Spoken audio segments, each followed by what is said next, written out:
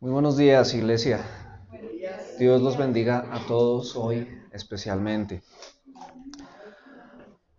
Bueno, vamos con la sexta parte de nuestra serie Somos Iglesia. Para que lo anotes, el título del mensaje de hoy es Rebelión en el cielo.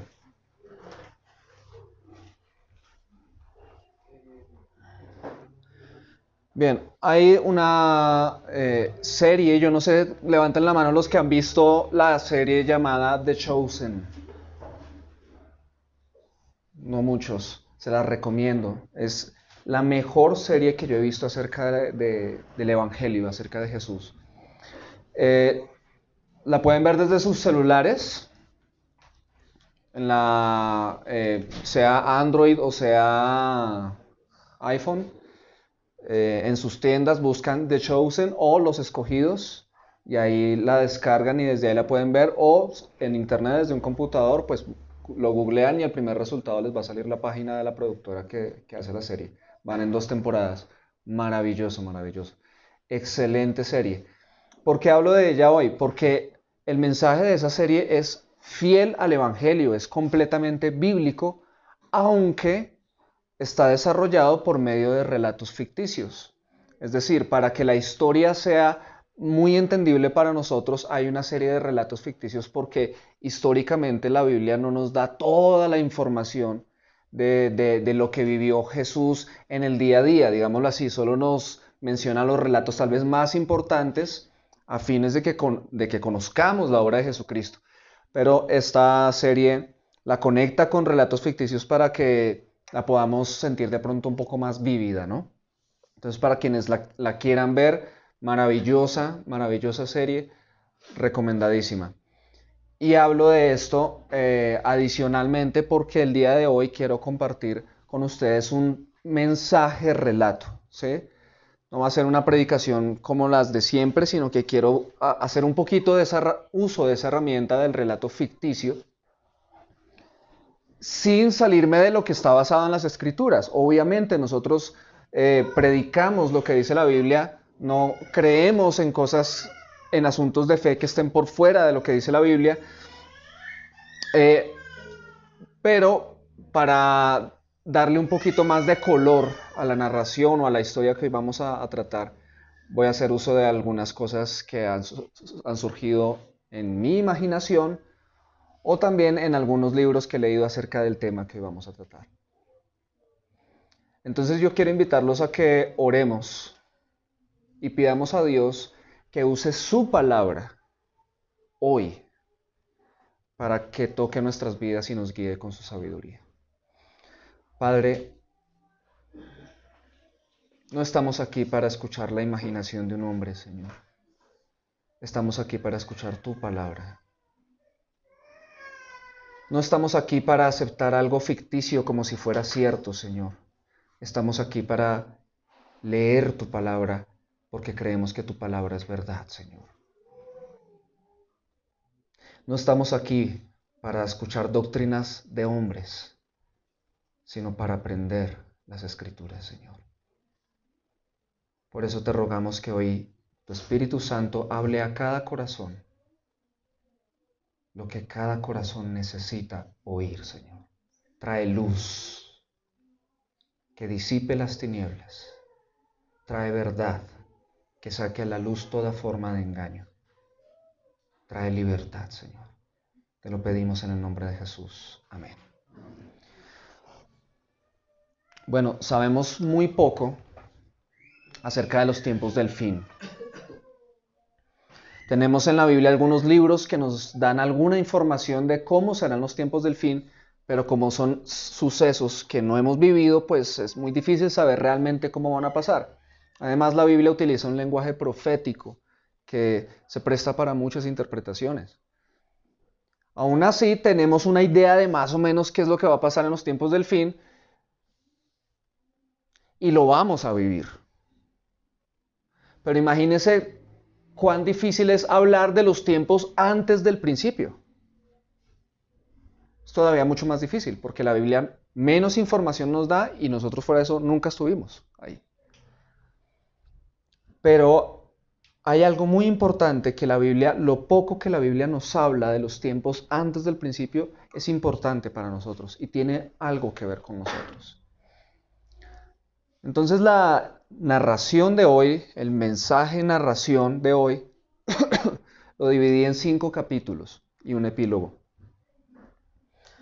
para que podamos recibir lo que Dios quiere hablarnos. Primero, capítulo 1, un mundo espiritual en guerra. Existe un mundo espiritual. Yo no sé si llamarlo espiritual o llamarlo mundo paralelo, pero es otra dimensión, es algo que existe. Si no, no estaríamos aquí. Porque si estamos en una iglesia hoy es porque por lo menos hay una creencia en Dios. Pensamos que existe algo más allá de todo lo material, ¿cierto? Existe ese mundo espiritual y en este mundo que nosotros conocemos hay 2 reinos espirituales. El reino de la luz y el reino de las tinieblas. El reino de Dios y el reino de Satanás. Y la Biblia enseña que el reino de Satanás es un reino organizado, muy organizado. Efesios 6:12 dice lo siguiente: porque nuestra lucha no es contra sangre y carne, sino contra principados, contra potestades, contra los poderes de este mundo de tinieblas, contra las fuerzas espirituales de maldad en las regiones celestes. Aquí el apóstol Pablo, si hubiera querido decir que nuestra guerra no es entre nosotros, la guerra suya no es contra su suegro, contra su suegra, su esposo, su esposa, no somos llamados a tener ese tipo de guerras. Nuestra guerra es contra los demonios, pero si hubiera sido solo eso, pues Pablo lo deja así, pero mire que él da detalles, dice nuestra guerra es contra principados, potestades, poderes de este mundo de tinieblas, fuerzas espirituales de maldad en las regiones celestes.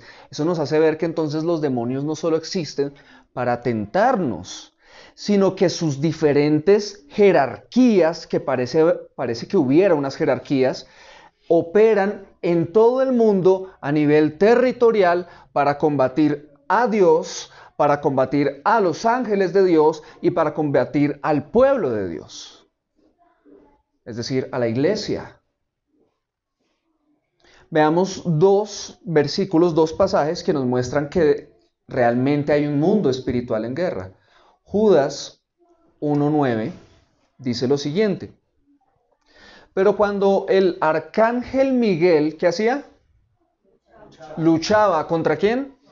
Contra el diablo. Cuando el arcángel Miguel luchaba contra el diablo y discutía acerca del cuerpo de Moisés, no se atrevió a proferir juicio de maldición contra él, sino que dijo: el Señor te reprenda. El arcángel Miguel luchando contra el diablo.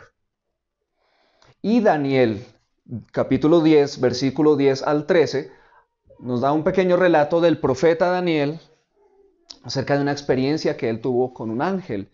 Dice lo siguiente: entonces una mano me tocó y me hizo temblar sobre mis rodillas y sobre las palmas de mis manos. Y dice esto, abre comillas: Daniel, aquí está hablando ese ángel, Daniel, hombre muy estimado, entiende las palabras que te voy a decir y ponte en pie, porque ahora he sido enviado a ti, me dijo. Cuando él me dijo estas palabras, me puse en pie temblando.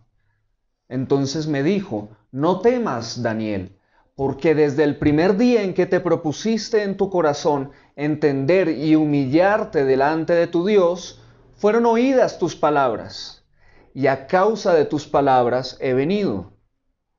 Pero, atención, versículo 13, pero el príncipe del reino de Persia se me opuso por 21 días, pero Miguel, uno de los primeros príncipes, vino en mi ayuda, ya que yo había sido dejado allí con los reyes de Persia. Esto hay que analizarlo. Está diciendo que en una visión, Daniel se le presenta un ángel, el ángel lo toca, él entra, él se pone a temblar y el ángel le dice: no temas, he venido a darte la respuesta a tu oración que pediste hace 21 días, pero el príncipe del reino de Persia se me opuso. La pregunta es: ¿Se le pudo haber opuesto un hombre a un ángel durante 21 días y detenerlo? No, obviamente no. Es imposible. Entonces, cuando habla del príncipe del reino de Persia, se está refiriendo a otro ángel, ¿sí? A un ángel caído. Y lo llama príncipe del reino de Persia. Démonos cuenta de eso, que lo nombra como si fuera un hombre, pero al darnos cuenta que lo detuvo por 21 días, sin duda no fue así. Ahora, yo no sé si se acuerda que ahorita en las palabras de Pablo leímos que nuestra guerra no es contra seres humanos, sino contra principados, decía, ¿cierto? Y aquí está el príncipe del reino de Persia. Es decir, es un demonio que tenía una autoridad territorial, un principado espiritual sobre el reino de Persia en ese entonces. Y por eso ese ángel no pudo llegar a llevarle la respuesta a Daniel, porque tuvo oposición por 21 días hasta que, ¿qué pasó? Miguel, dice ahí, uno de los primeros príncipes, que era el que leíamos en Judas 1:9, el arcángel Miguel, aquí lo llama Miguel, uno de los primeros príncipes, vino en mi ayuda, ya que yo había sido dejado allí con los reyes de Persia. ¿Quiénes son esos reyes de Persia? No lo sé. No sé si se referirá literalmente a hombres o también a ángeles. Capítulo 2. Un tiempo anterior al nuestro. El único eterno es Dios. En total sentido. Es decir, eterno hacia el futuro y eterno hacia atrás. Dios es el único que no tiene fin y no ha tenido principio.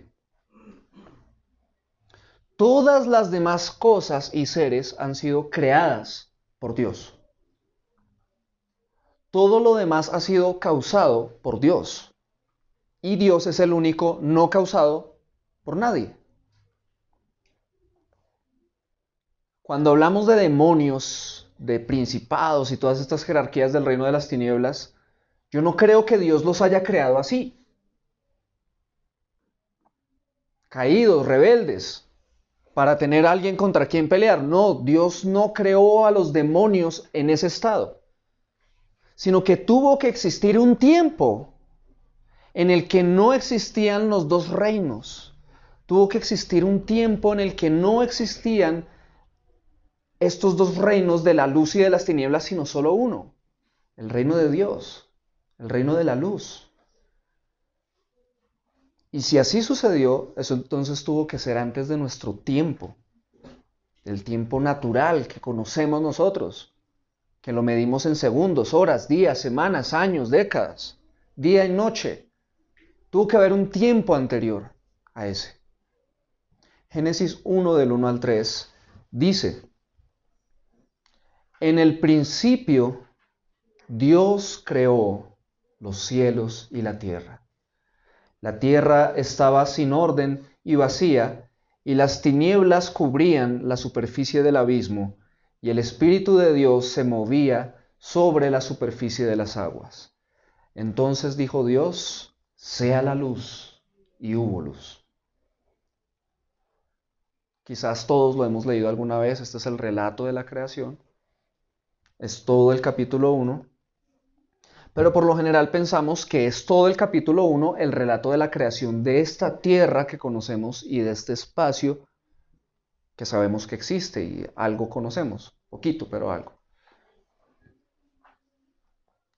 Pero yo pienso que el relato de la creación de esta tierra como la conocemos y del espacio empieza en el versículo 3, donde dice: entonces dijo Dios, sea la luz, y hubo luz, y de ahí para adelante. Pienso que los dos versículos anteriores nos hablan de mucho tiempo más atrás. Es decir, en el principio Dios creó los cielos y la tierra. No se refiere a la tierra como la conocemos hoy en día, sino a la tierra en un estado muy diferente. ¿Por qué digo esto? Dice, en el principio Dios creó los cielos y la tierra, pero en el versículo siguiente 2 dice que la tierra estaba sin orden, vacía, y las tinieblas cubrían la superficie del abismo y que el Espíritu de Dios se movía sobre la superficie de las aguas. Yo me pregunto, la Biblia dice que todas las obras de Dios son maravillosas, que todo lo que Él crea es bueno. ¿Por qué iba a crear Dios una tierra en caos, sin orden, vacía, con tinieblas, cuando la misma Biblia dice que Dios es luz y en Él no moran las tinieblas? ¿Por qué iba a crear algo tenebroso, en caos, vacío? No creo que lo haya creado así. Después viene el versículo 3 donde dice, entonces Dios dijo, sea la luz. Ahora, pensemos en algo. Cuando dice sea la luz y empieza a crear todo lo que nosotros conocemos, nos da por sentado en el versículo 2 que la tierra ya existía, sino que estaba en caos. Y fuera de eso que las aguas ya existían. Si ustedes miran todo el capítulo 1, en ningún lado dice, y Dios creó el agua. Sino que donde empieza en el 3 toda la creación, en el 2 nos dice que las aguas ya existían. Entonces, ¿cuándo las creó? ¿Cuándo creó la tierra? No lo sabemos. Pienso yo, miles, millones de años, no lo sabemos.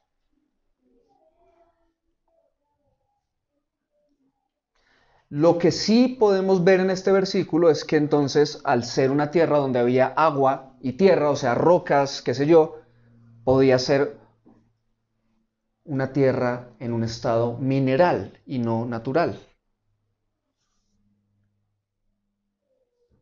Entonces nos preguntamos, ¿pudo crear Dios un mundo mineral en caos?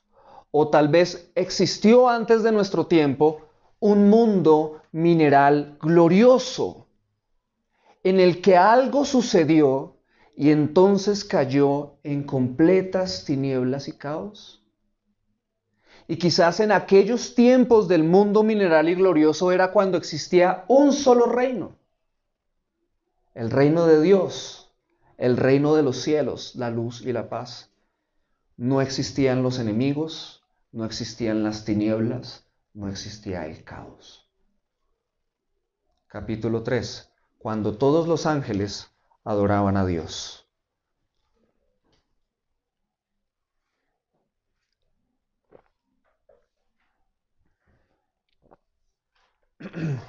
Solo había paz y armonía. Y Dios era adorado por todo tipo de ángeles, arcángeles, querubines, serafines, ángeles comunes, y solo Dios sabrá cuántos tipos más de ángeles existirán. Pero todos adoraban a Dios sin que faltara uno solo, porque para eso fueron creados. Isaías 43:7 dice, yo los he creado para que me adoren y me canten alabanzas. Pero ¿sabes qué? Ese versículo no habla de los ángeles, habla de nosotros. Nosotros fuimos creados para que adoremos a Dios y le cantemos alabanza. Para eso fuimos creados. Pero si nosotros fuimos creados así, y la Biblia en el Nuevo Testamento dice que todas las cosas han sido creadas por Cristo, por medio de Cristo y para Cristo, pues los ángeles también, ¿sí o no? Sin duda, todo ha sido hecho para su gloria. Todo existe para la gloria de Dios, incluidos los ángeles. Entonces por eso me atrevo a decir que los ángeles fueron creados para adorar a Dios y hubo un tiempo en que todos los ángeles adoraban a Dios. Ahora veamos un ejemplo. En Isaías capítulo 6, versículos 2 y 3, el profeta tiene una visión y aquí la escribe. Dice lo siguiente, pero encima de él, es decir, encima de Dios, había serafines. Cada uno tenía 6 alas. Con 2 cubrían sus rostros, con 2 cubrían sus pies y con 2 volaban. Y el uno al otro daba voces diciendo, Santo, Santo, Santo es el Señor de los ejércitos, llena está toda la tierra de su gloria. ¿Qué están haciendo los ángeles ahí? Adorando a Dios. Serafines. Entonces ya hemos visto en los textos de la Biblia hoy que hay arcángeles, ¿sí o no? Hay serafines, hay ángeles comunes, ¿sí? Como el que se le aparece a Daniel. Pues ¿qué nos falta? Los querubines, ¿cierto? Pues también existían los querubines, o existen los querubines. Pero en ese entonces, antes de nuestro tiempo, había un querubín especial, muy especial. Algunos dicen que probablemente era músico o tenía talentos musicales y que era excepcionalmente hermoso. Su función quizás era la de dirigir la adoración de todos los demás ángeles hacia Dios. Y su nombre era portador de luz, más conocido como Lucero o Lucifer.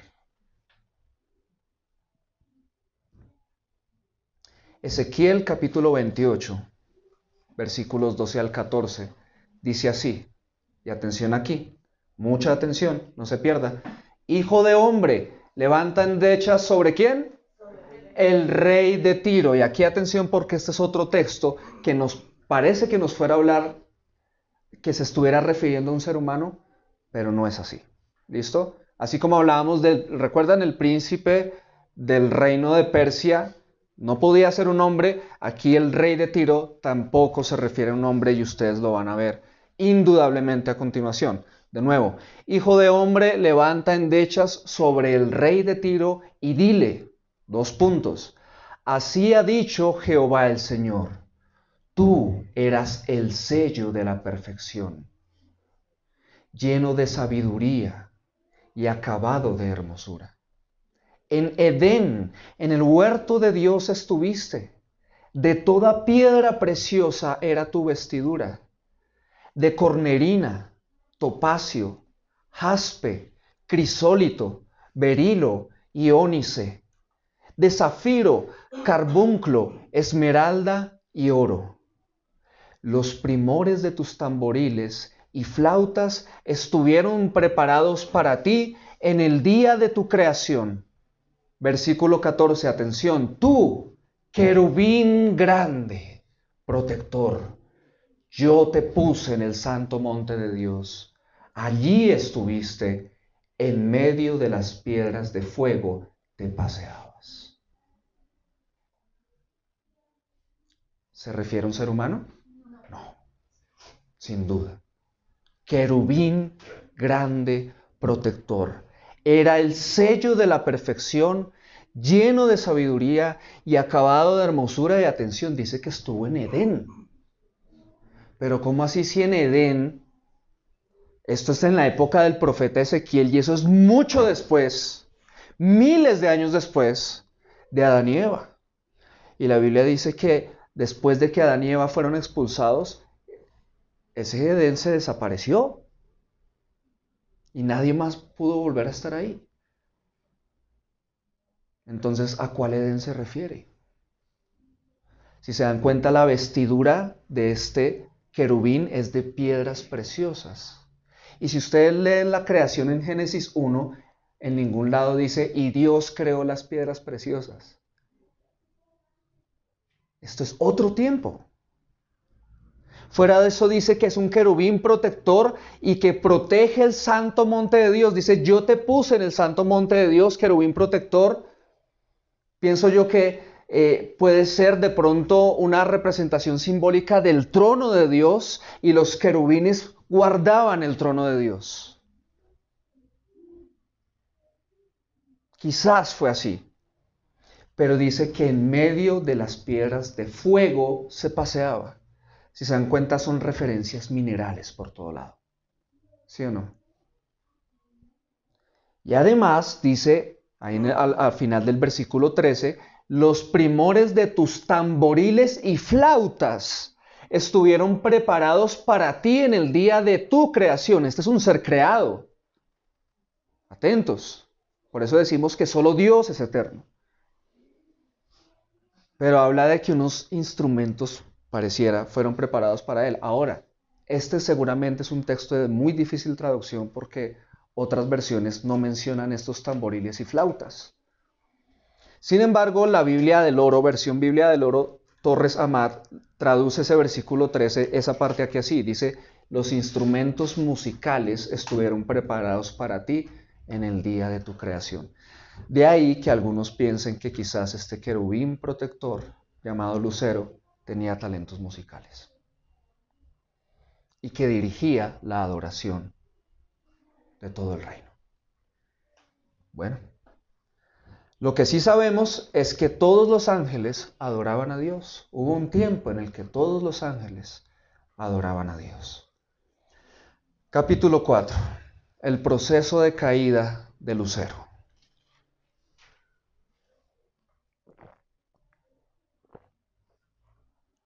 Imagínese usted que un día, si es que lo podemos llamar día, en alguna ocasión, en un momento, estaban todos los ángeles adorando a Dios y daban voces y cantaban.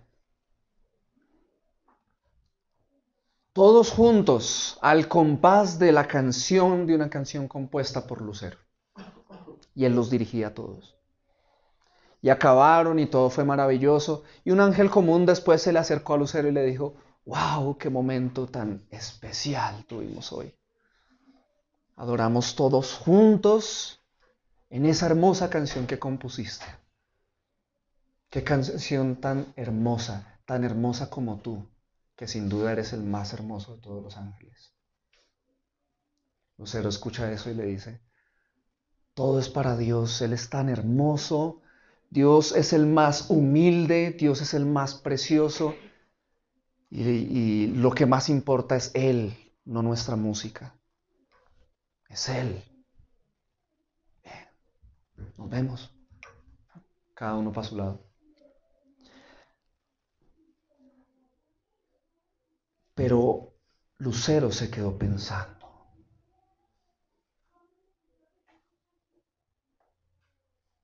Toda la gente, todos estos ángeles adoran dirigidos por mí.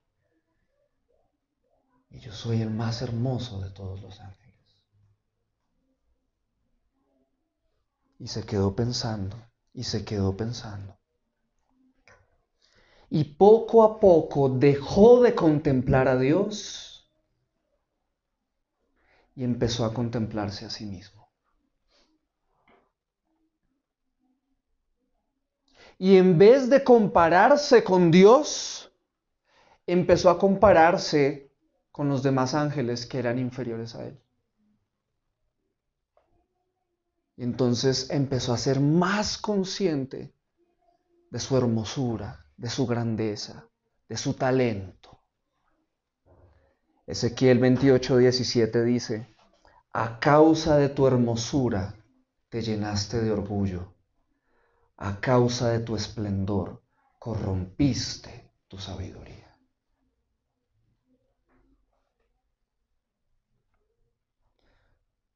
Cuando el apóstol Pablo escribe a las iglesias de su tiempo y les da instrucciones de cómo deben ser esas iglesias, da instrucciones acerca de cuál debe ser el carácter o las características de los líderes de las iglesias. Y una de las características que Pablo da para los líderes de las iglesias es esta, que no sea un neófito, es decir, que no sea un recién convertido, que no sea una persona que apenas está empezando a caminar con Dios.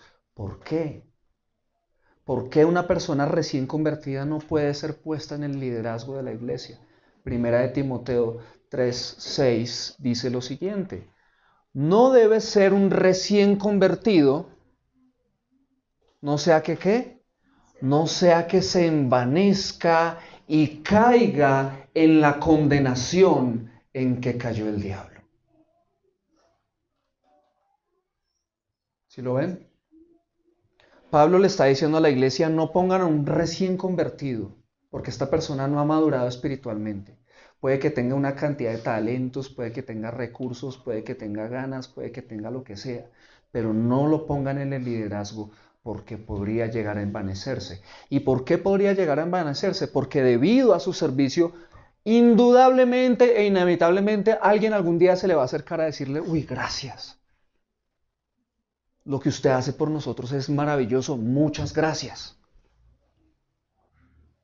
Y esa persona, por no ser madura, puede envanecerse. Y lo que nos está diciendo ahí Pablo es, no sea que se envanezca y caiga en la condenación en que cayó el diablo.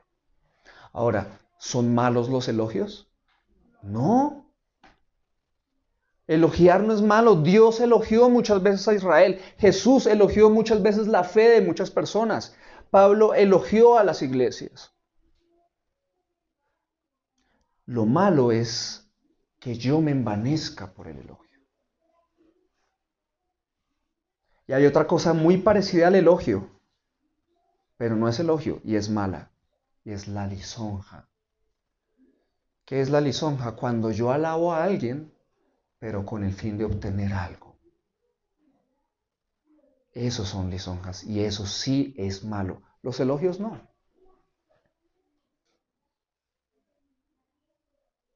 Entonces un día, después de tanto tiempo que Lucero se la pasaba diciendo, oiga, sí, ¿no? Un día le dio por componer un poema. Pero ese día no compuso ese poema para Dios, sino para sí mismo. Ezequiel 28:15 dice, desde el día en que fuiste creado, tu conducta fue irreprochable hasta que la maldad halló cabida en ti.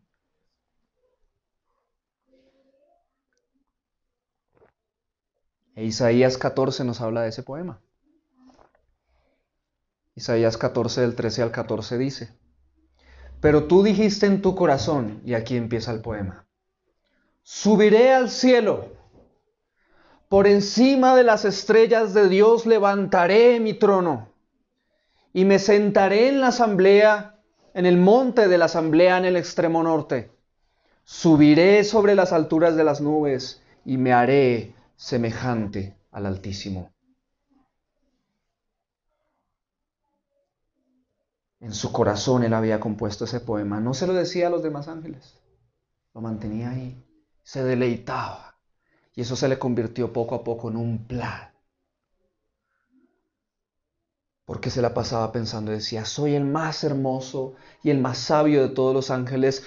Todo el reino adora a Dios bajo mi dirección. Yo podría dirigir este reino y ser adorado yo. Y ser admirado yo por todos. Lo único que necesito es derrocar a Dios y ocupar su trono. Pero no puedo hacerlo solo. Necesito a otros que estén conmigo.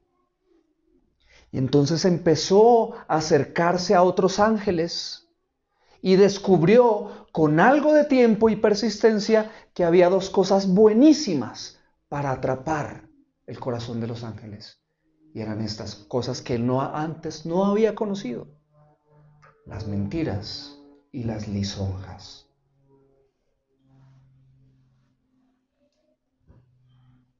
Y entonces se acercaba a los ángeles y les decía, hola, ¿no has visto lo hermoso que eres? ¿No has visto lo glorioso que eres? Mira, compárate con estos otros ángeles. Tú tienes más luz, tú tienes más gloria. ¿Por qué ángeles como tú y yo tenemos que estar adorando a Dios a toda hora? ¿Acaso Dios es realmente humilde? ¿Que nos creó para que lo adoráramos a Él? Liberémonos, rompamos nuestras cuerdas, zafémonos de esto. Si me sigues, yo te daré más luz y haremos un reino juntos y haremos que otros ángeles nos adoren a nosotros.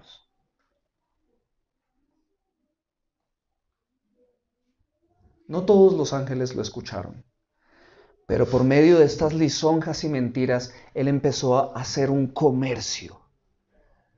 Porque otros ángeles sí empezaron a escuchar y se empezaron a hacer tratos.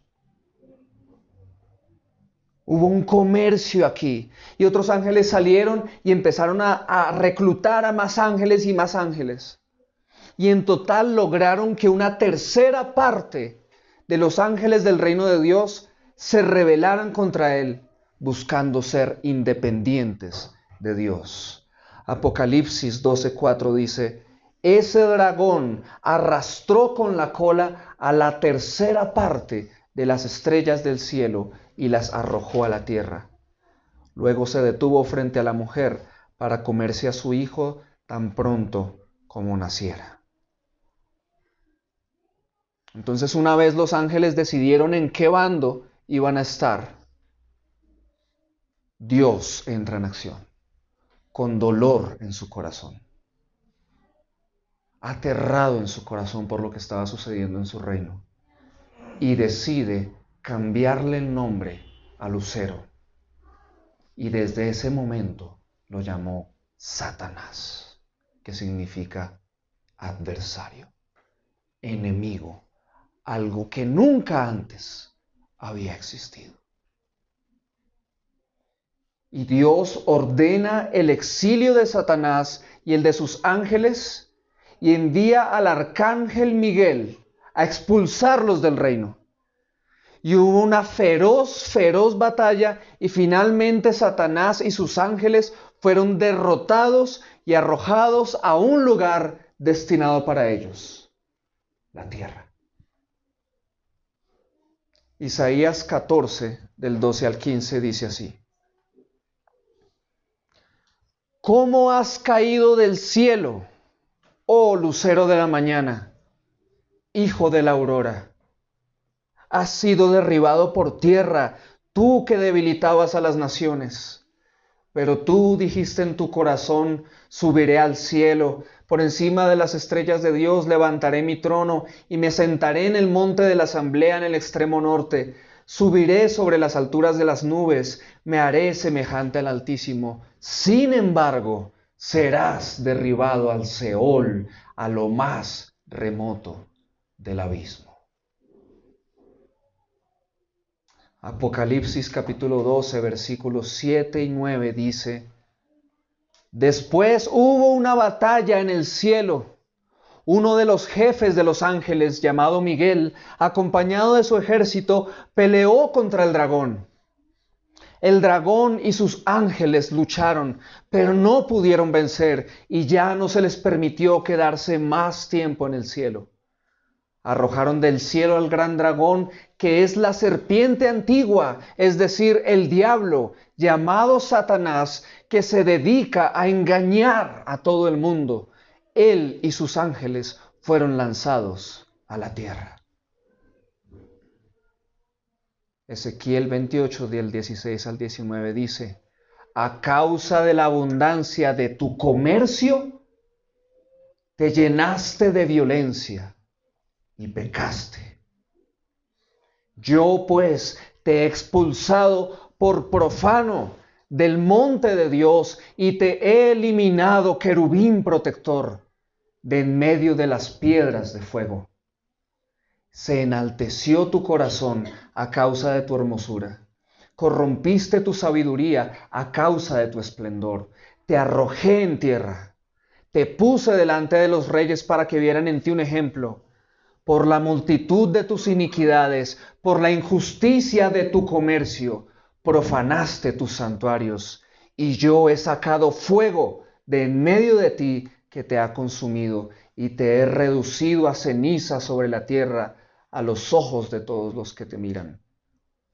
Todos los que entre los pueblos te conocen están asombrados de ti. Te has convertido en terror y ya no existirás más.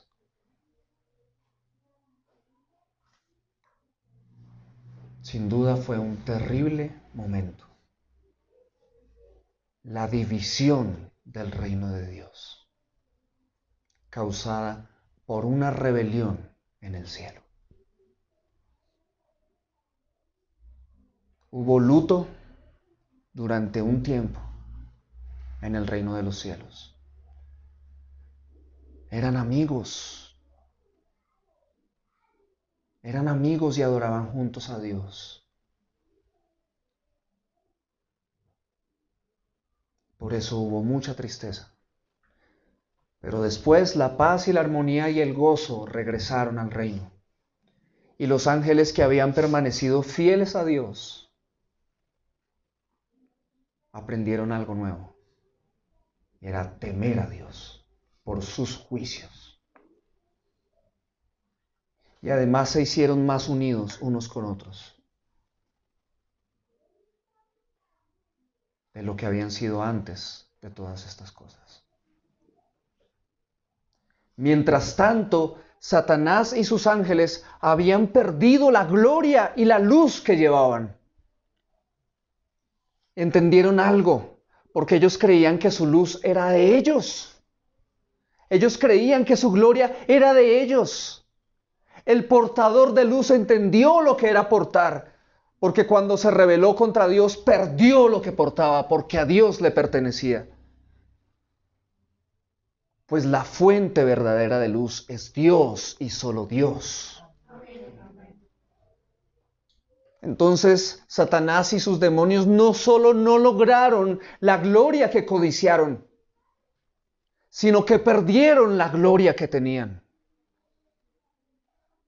Entonces se llenaron de odio contra Dios y unos contra otros también. Y allí arrojados en la tierra, que seguramente era una tierra gloriosa de minerales, piedras preciosas y tantas cosas.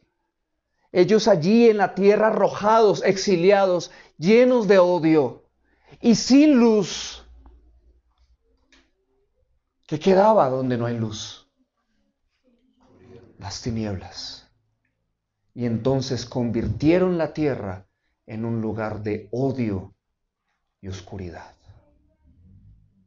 La tierra se llenó de tinieblas, perdió la gloria que tenía y gobernó el caos. Entonces Dios inundó toda la tierra y así permaneció por algún tiempo. Y entonces tenemos Génesis 1:2 que nos dice, la tierra era un caos total. Las tinieblas cubrían el abismo y el Espíritu de Dios iba y venía sobre la superficie de las aguas. Capítulo 5. Dios crea la dimensión natural a nuestro mundo y a nosotros.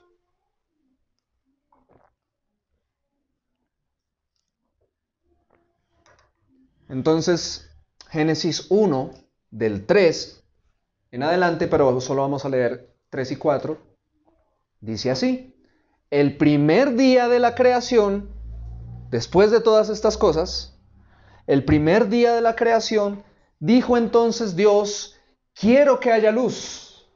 Y al instante hubo luz. Al ver Dios la belleza de la luz, la apartó de la oscuridad. Y ese es un suceso sin precedentes para todos los ángeles de Dios y los ángeles caídos. ¿Por qué? Porque antes la única luz que existía era la de Dios y que estaba en los ángeles, pero es la luz de Dios. Satanás y los demonios ya no tenían luz. ¿Por qué? Porque se rebelaron contra la luz. Se rebelaron contra Dios. Y están estos demonios sumidos en odio, en caos, en oscuridad. No sé cuántos años, millones, no lo sé, miles, cientos, no lo sabemos. Y un día de repente se dan cuenta que Dios desciende y dice que haya luz. Y ¡pum! Una luz diferente a la de Él, la luz natural. Satanás y los demonios ardían de envidia y humillación al ver y entender que Dios podía hacer estas cosas, porque ellos nunca habían visto a Dios crear algo.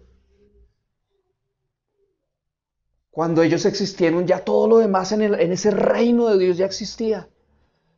Y ahora ven que Dios crea las cosas con su voz, que haya luz, luz. Y que esa luz es natural y no es portada por nadie. Pero ellos ya no tienen luz. Y se sienten indignados por eso. Y entonces Dios toma la tierra que está en tinieblas y le da una nueva forma, la convirtió en una especie de globo. Creó el sol, creó la luna, creó las estrellas y la luz que había creado se la dio a todos los astros para que ellos la portaran. Puso el globo terráqueo en órbita alrededor del sol, separó las aguas de la tierra, creó la vegetación y los animales acuáticos, todo en 5 días. Todopoderoso Dios. Pero el 6º día, después de que creara a los animales terrestres, Satanás y sus demonios quedan asombrados e indignados al ver que Dios coge un polvo de la tierra y crea un ser diminuto. No lo crea con su voz como creó todo lo demás, sino que él mismo toma el polvo de la tierra, lo forma, sopla en su nariz su propio aliento. Y ahí la vida del hombre. Y ellos no soportan que a un ser tan diminuto Dios le entregue algo que ellos perdieron por orgullo. Génesis 1:26 dice así. Y yo quiero que usted vea estos pasajes entendiendo que Satanás y sus demonios estaban viendo estas cosas. Luego Dios dijo, ahora hagamos al ser humano a nuestra imagen y semejanza. Padre, Hijo y Espíritu Santo allí diciendo esto. Ahora hagamos al ser humano a nuestra imagen y semejanza. Y mire lo que les dice, ¿tendrá qué? Poder sobre los peces del mar, sobre las aves del cielo y en toda la tierra. ¿Y qué más va a hacer? Reinará sobre los animales terrestres y sobre todos los que se arrastran por el suelo. Génesis 2:7 dice así. Entonces Dios tomó un poco de polvo y con ese polvo formó al hombre, luego sopló en su nariz y con su propio aliento le dio vida. Y así fue como el hombre comenzó a vivir. Y por eso muchos años después el rey David escribe este salmo en Salmos 8, 4 al 6. Dice así, digo, ¿qué es el hombre para que tengas de él memoria, y el Hijo del Hombre para que lo visites? Versículo 5, le has hecho poco menor que los ángeles, y lo coronaste de gloria y de honra, le hiciste señorear sobre las obras de tus manos, todo lo pusiste debajo de sus pies.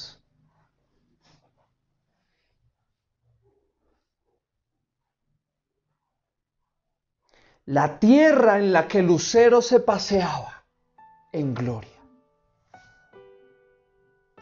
En otros tiempos, de esa misma tierra, de allí sacó Dios polvo y formó a ese ser diminuto llamado hombre.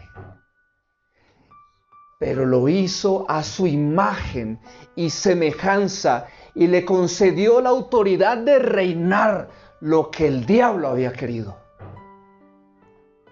y no tuvo.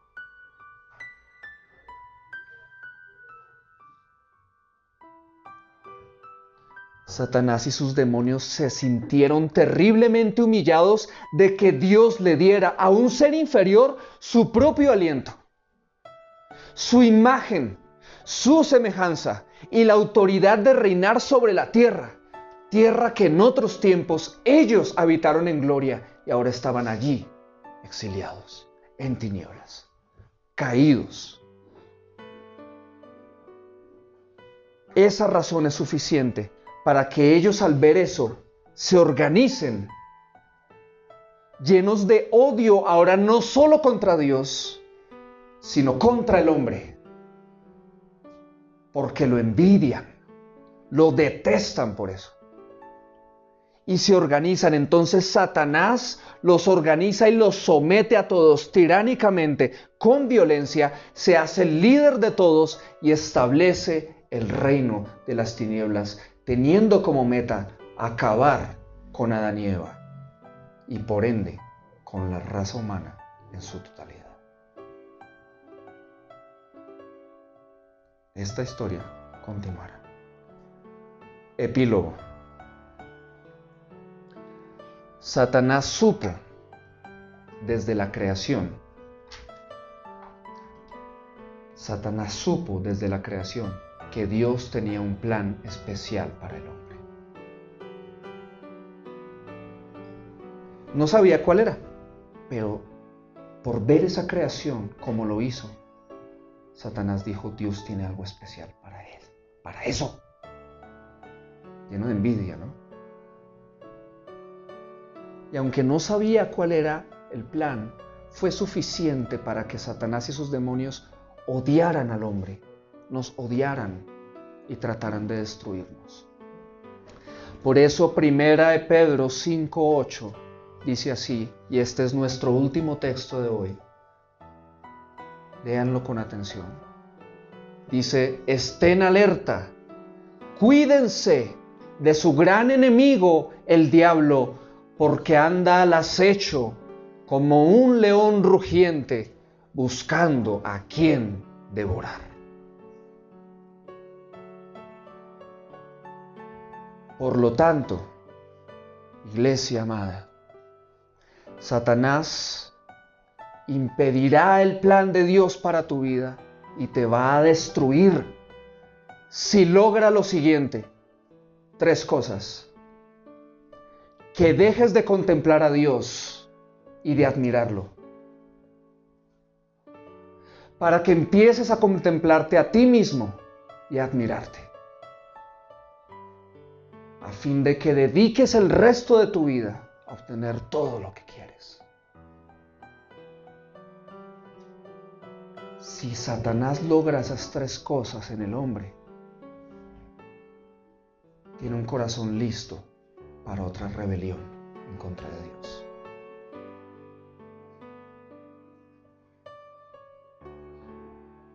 ¿Qué nos está diciendo este versículo? Estén alerta. Hoy Dios te está diciendo: alerta, cuídate de tu enemigo el diablo, porque es como un león rugiente que está buscando a quien devorar. Y si tú quieres resistir al diablo, entonces ¿qué necesitas hacer?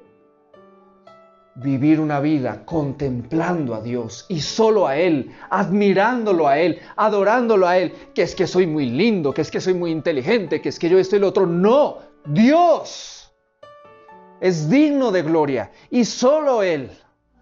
Yo no me voy a contemplar a mí mismo, yo no me voy a admirar a mí mismo, porque sé que cuando hago eso quiero cosas. Quiero comerme a este mundo.